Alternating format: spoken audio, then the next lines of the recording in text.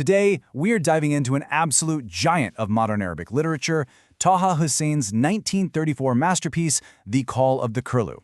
This isn't just a book, it's an experience. It's famous for its beautiful, poetic language and for its totally gut-wrenching story about love, betrayal, and one young woman's fight for justice in a world that's trying to give her none. So right from the get-go, the story drops you into this incredibly haunting scene. We meet our narrator, Amna, all alone in the middle of the night. But here's the thing. She's not talking to a person. She's talking to a curlew, a bird. A bird whose lonely cry has become completely tangled up with her own fate. You can feel it right away. She's reliving some awful tragedy, and she's promised herself she'll remember it every single midnight. The whole mood is just heavy with sadness and, a deep, unsettling mystery.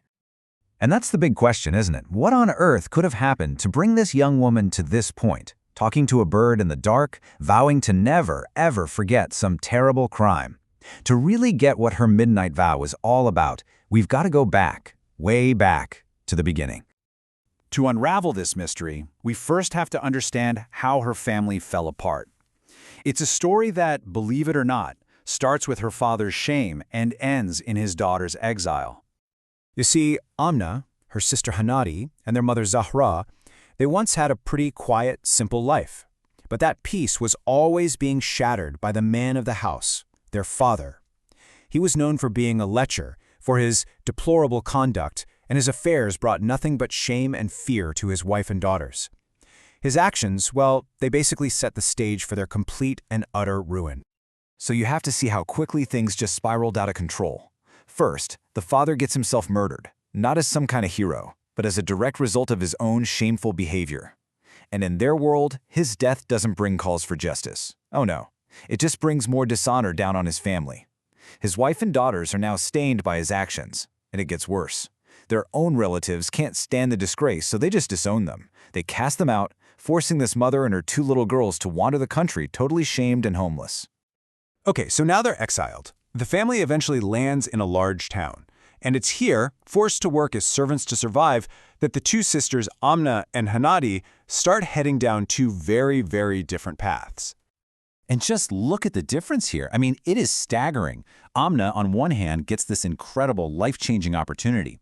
She ends up becoming a companion to her master's daughter, Khadija, who teaches her everything, how to read, write, how to speak with the refinement of the city. She discovers real friendship and the power of knowledge.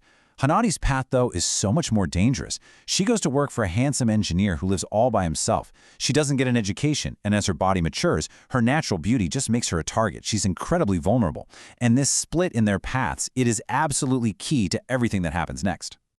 Then, one evening, this heavy, gloomy silence just falls over the family. Amna can see the joy has just been wiped from her mother's and sister's faces. And then, out of nowhere, their mother drops this bombshell.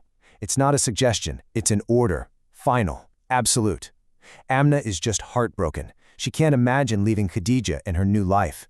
But her mother's voice is so broken, there's just no room to argue. Something awful has clearly gone down. So they're wandering again, and this eventually leads them to a village where they're found by their uncle, Nasir. And what's so chilling is Amna's memory of this guy. Ever since she was a little kid, she's known him as a brutal, violent man. His very presence just fills her with this deep, primal fear. This is not a happy family reunion. So Uncle Nasir rolls up with his camels, promising to take them home, back to the so-called protection of their family. But instead of relief, his arrival just makes that feeling of dread even worse. He insists they have to travel by night, plunging them into a journey that feels less like a rescue and way more like they're walking right into a trap they can't escape. Let's just walk through this timeline of pure dread. Nasir shows up in the evening, he coldly shoots down any pleas to wait for the morning, and forces them to leave at nightfall. As they travel deeper and deeper into this silent, empty countryside, the tension just becomes unbearable. And then, at midnight, in a place so desolate that no one could ever hear a cry for help, he suddenly stops the camels. And this is it, the horrific climax. Without saying a single word, the uncle stabs Hanadi. The novel describes it with this stark, chilling simplicity. A horrifying cry, and then a body falls. It's an honor killing, a brutal act of so-called justice for the shame Hanadi brought on the family after she was seduced by the engineer, a crime for which only she, of course, would pay the ultimate price. In that moment of just absolute horror, one single sound cuts through the silence, the cry of a curlew.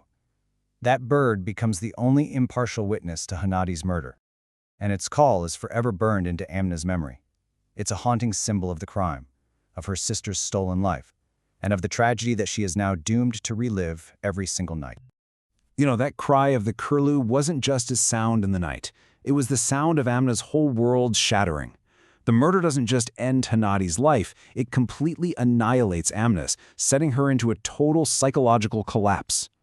Amna just shuts down. She falls into this strange, weeks-long illness, which is clearly just her body and mind reacting to the trauma. She's tormented by these fever dreams of a red spring that's just endlessly flowing with blood. In her nightmares, she sees the ghosts of her sister and other girls who met the same fate, all victims of the same brutal code. And maybe worse of all, she develops this profound hatred for her own mother, who just stood by and did nothing. She sees her now as an accomplice in her own daughter's murder. When Amna finally recovers, she learns the most devastating fact of all. Her uncle, the murderer, has faced zero consequences. He hasn't fled, he hasn't been arrested, he's just gone on a trading trip to the Oases, as if nothing happened, as if he didn't just steal a human life. In this society, his crime isn't even seen as a crime. And that's it. That's the breaking point. She realizes there will be no justice, that she's trapped in this family of murderers and accomplices, and Amna makes a choice. One morning, she simply vanishes.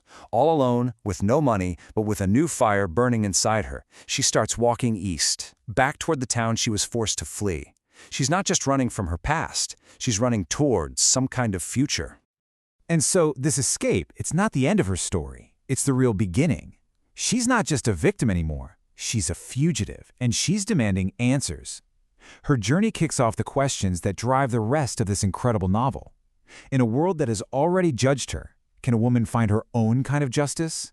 Can she find love? Or will this quest for an answer consume her and turn her into a vessel for pure revenge?